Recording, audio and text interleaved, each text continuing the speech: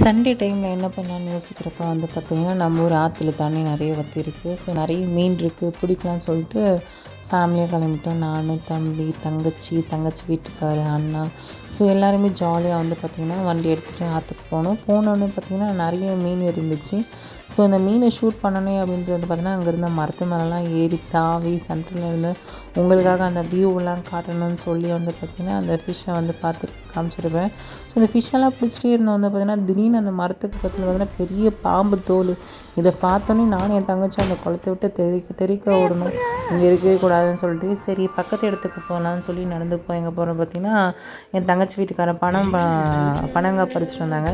So அதை ஒரே ஜாலியாகிடுச்சு. வெயில் டைமில் செம பசி. ஸோ அந்த பனங்காய் வச்சு சாப்பிட்டு பசியாத்தலாம் சொல்லி ஜாலியாக ஒரு வைப் பண்ணிட்டு இருந்தேன்.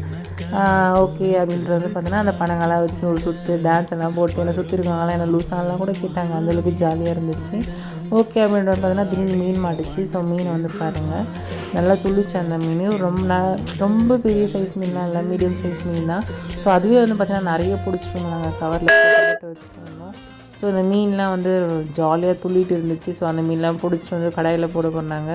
அப்புறம் வந்து பார்த்திங்கன்னா பிடிச்சி அந்த பக்கம் போட்டு திரும்ப அதெல்லாம் கவரில் எடுத்து போட்டு அந்த மீன்லாம் இது பண்ணிட்டு இருந்தோம். ஸோ என் தம்பி வீடியோ எடுறான்னு சொல்லி கெஞ்சி எடுக்க வச்சேன். நான் கவர் ஆகணும்ல வீடியோ எடுறான்லாம் சொல்லி கெஞ்சி எப்படியோ அவனை வீடியோ எடுக்க வச்சேன். ஆனாலும் அவசரமாக ஒழுங்காக எடுக்கலை. ஓகே அப்படின்னோடனே பார்த்திங்கன்னா சரி மீன்லாம் பிடிச்சிட்டு மாதிரி ரொம்ப டயர்டாக இருப்பான்னு சொல்லி எனக்கு பனங்காய் வெட்டி கொடுத்தான்.